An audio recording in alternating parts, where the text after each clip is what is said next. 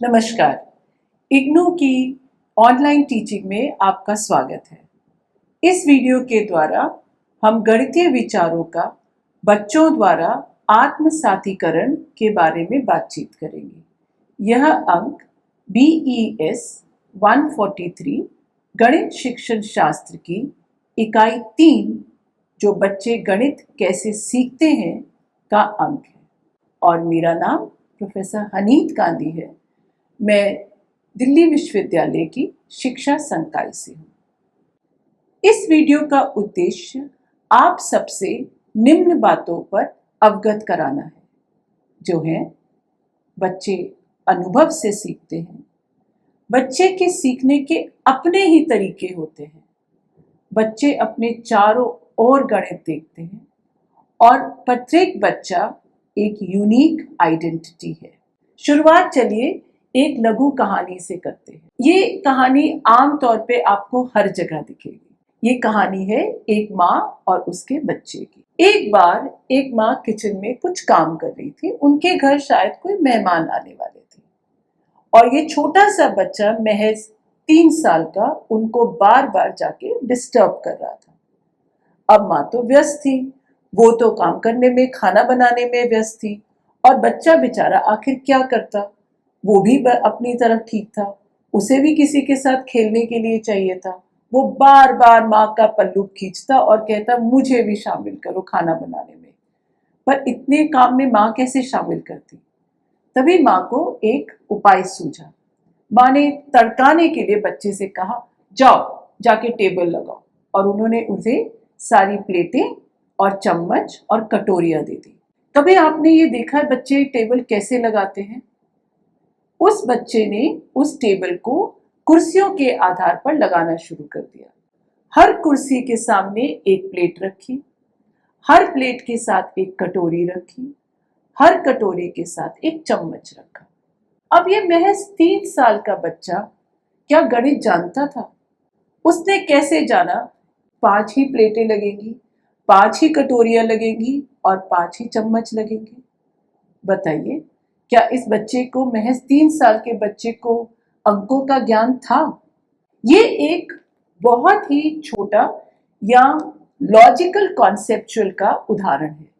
हालांकि बच्चे ने किसी भी औपचारिक रूप से गणित तो नहीं पढ़ी थी, लेकिन उसके दिमाग में एक छोटा सा लॉजिकल कनेक्शन था जिसे हम कहते हैं 1-to-1 कॉरेस्पॉन्डेंस, यानी एक के साथ एक को जोड़ना। उस बच्चे में इतनी समझ थी कि हर कुर्सी के सामने एक प्लेट रखी जाएगी। उस बच्चे को इतनी समझ थी कि हर प्लेट के साथ एक कटोरी रखी जाएगी। उस बच्चे को इतनी समझ थी कि हर कटोरी के साथ एक चम्मच रखा जाएगा।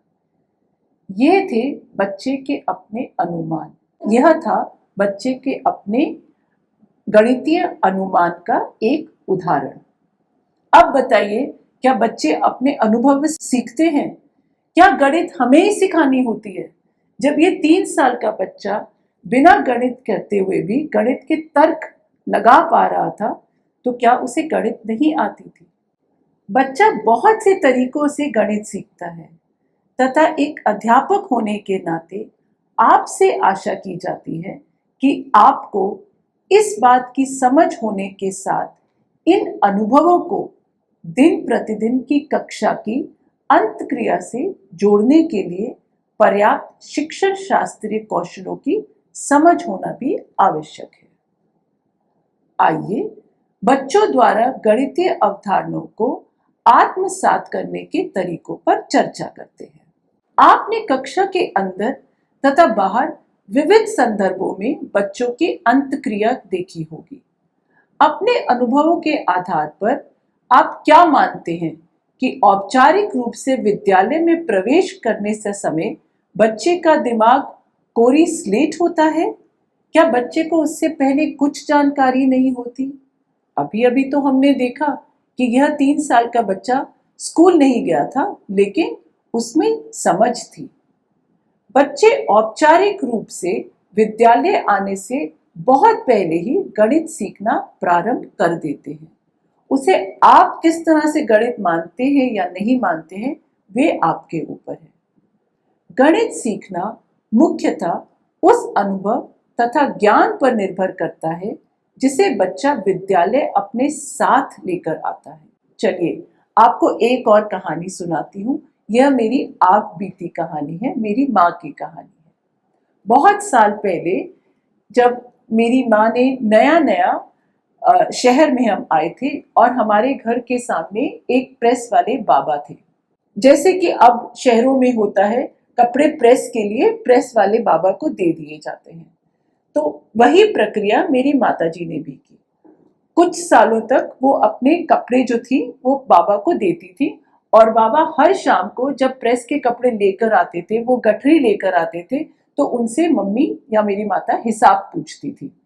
उस समय जो मुझे याद है तकरीबन हर कपड़ा 25 पैसे का होता था और छोटे कपड़े 10 पैसे के होते थे।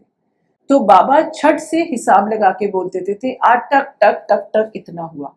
जब तक मम्मी हिसाब नहीं लगा पाती थी और वो हमेशा इस बात पे असमंजस में रहती थी कि हिसाब ठीक लगा या गलत। बाद में उनके जाने के बाद वो दोबारा हिसाब करती थी। कुछ समय और बीता और थोड़ी महंगाई बढ़ी। बाबा ने अब जो है कपड़े प्रेस करने के चार्जेस को बढ़ाया। बड़े कपड़े कर दिए 50 पैसे के और छोटे कपड़े कर दिए 25 पैसे के। लेकिन मेरी मम्मी की समस्या अभी भी खत्म नहीं हुई।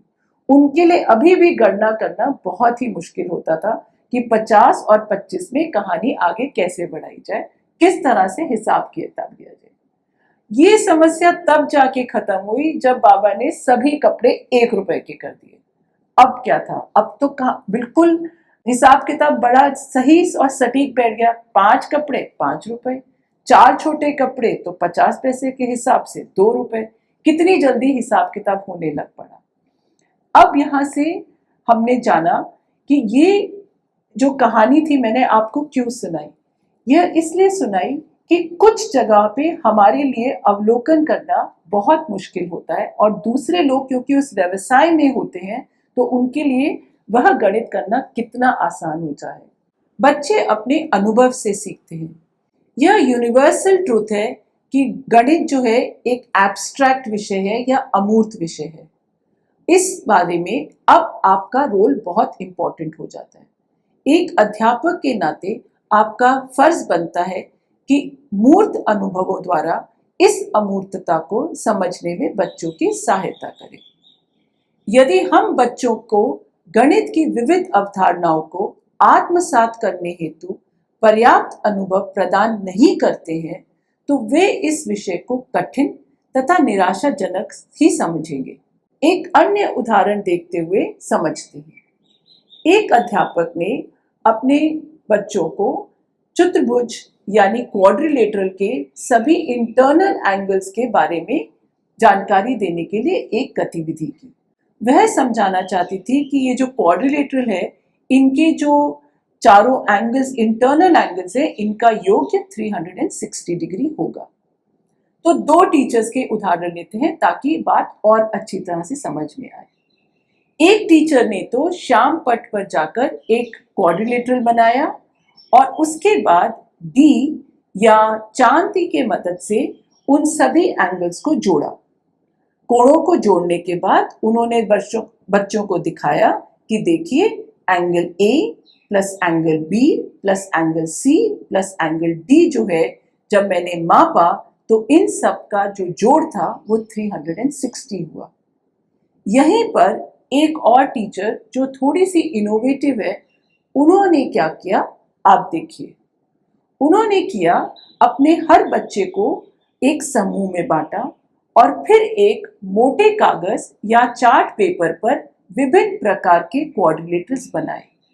उन्होंने ये क्वाड्रिलेटरल्स सब बच्चों को दिए।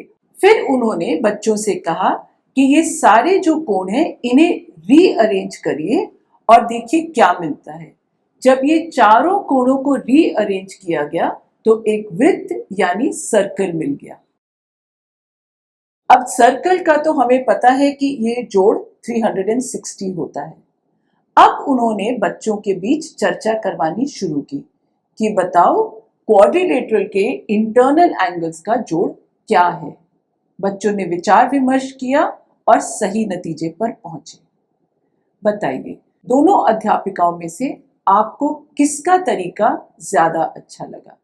पहली अध्यापक जिन्होंने चारों एंगल्स को खुद जोड़ा, खुद मापा और बच्चों को एक रिजल्ट बता दिया, या दूसरी अध्यापक जिन्होंने खूब सारी प्रक्रिया कराई, सभी बच्चों को कोड़ों को भाग करने, जोड़ने और पेपर की सहायता से, आर्ट एंड क्राफ्ट की सहायता से एक वृत्त बना के समझाने की कोशिश की।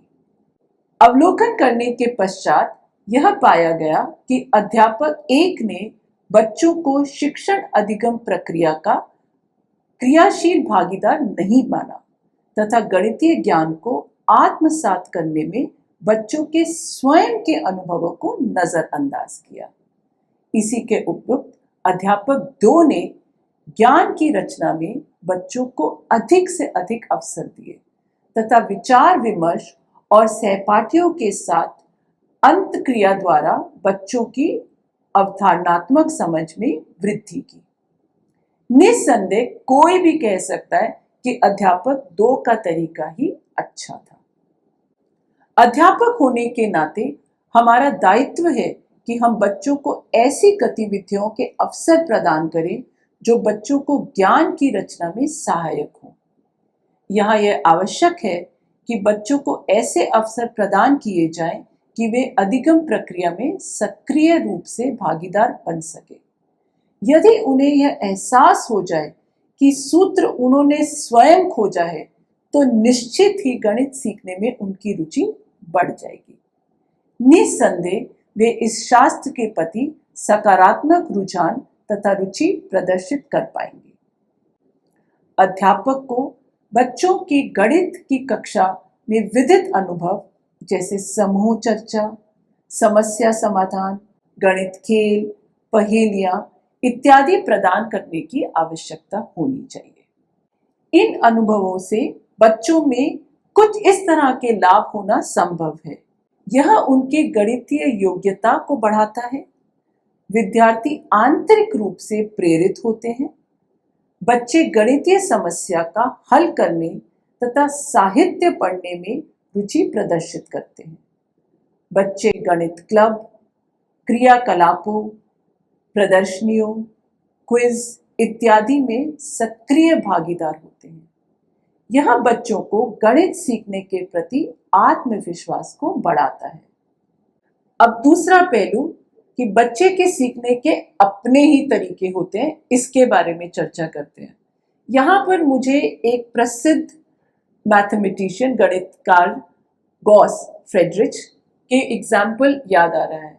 ये कहानी भी शायद आपने पहले सुनी होगी, दोबारा सुनिए। बहुत ही दिलचस्प कहानी है।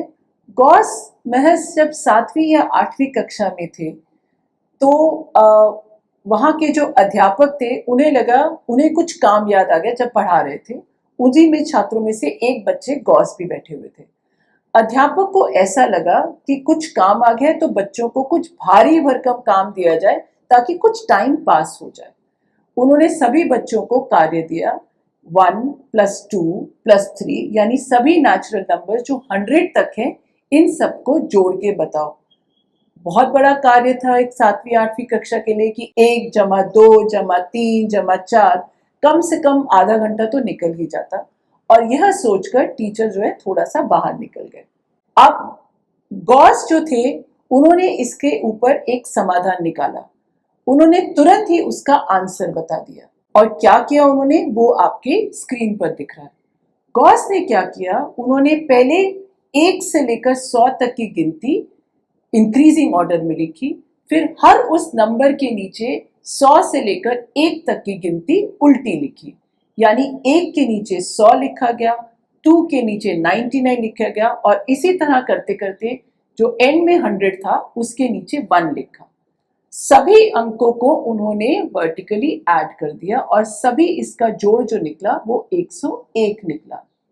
अब क्योंकि ये 2 बार ऐड किए गए थे तो उन्हें पता चल गया कि इसका जोड़ कितना होगा और इनको 2 बार क्योंकि ऐड किए थे तो उसको 2 से डिवाइड कर दिया।